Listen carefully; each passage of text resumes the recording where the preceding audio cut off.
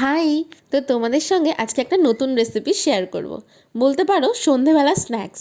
তো আমি কিন্তু আজকে বানাবো crunchy and cheesy fish ball. তো চলো দেখাই তোমাদের। আর দেখো আমি কিন্তু এখানে নিয়ে নিয়েছি 5 পিস মাছ। আর এই দেখো মা কিন্তু আগে থেকেই সেদ্ধ করে রেখেছিল আলুটা। তো আলুর খোসাটা ছাড়িয়ে নিতে হবে, আর মাছটার মধ্যে নুন আর হলুদ দিয়ে একটু মাখিয়ে রেখেছিলাম। তারপর দেখো তেল কিন্তু গরম হয়ে গেছে, আর এই দেখো মাছও দিয়ে দিয়েছি। মাছ ভাজা হলে এই মাছ থেকে কাঁটাগুলো বেছে নিতে হবে। এই দেখো এইভাবে আমি চামচ দিয়ে প্রথমে একটু ভেঙে নিয়েছিলাম, কারণ গরম ছিল। আর তারপর হাত দিয়ে কাঁটাগুলোকে জাস্ট বার করে দিয়েছি। তারপরে একটা বাটির মধ্যে সেদ্ধ 2টো আলু আর নিয়ে নিয়েছি দেখো কাঁচা পেঁয়াজ, আর এই চিজটা আমি ইউজ করব। তো চলো এবার প্রসেসটা তোমাদের দেখাই। এর মধ্যে আমি কিন্তু দিয়েছিলাম একটু শুকনো লঙ্কার গুঁড়ো, মানে কাশ্মীরি লাল যেটাকে বলে, আর আদা রসুন লঙ্কার পেস্ট। আর যেহেতু সুব্রত একটু লঙ্কা বেশিই খায়, তাই জন্য আমি একটু লঙ্কাও কুচি কুচি করে কেটে দিয়েছিলাম এর মধ্যে।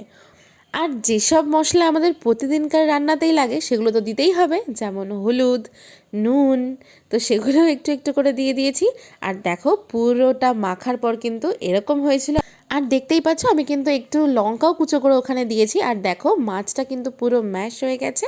আর এই দেখো চিজ, আমি কিন্তু আরেকটা চিজও নিয়েছিলাম, আর ব্রেড ক্রাম্বস আর ডিম।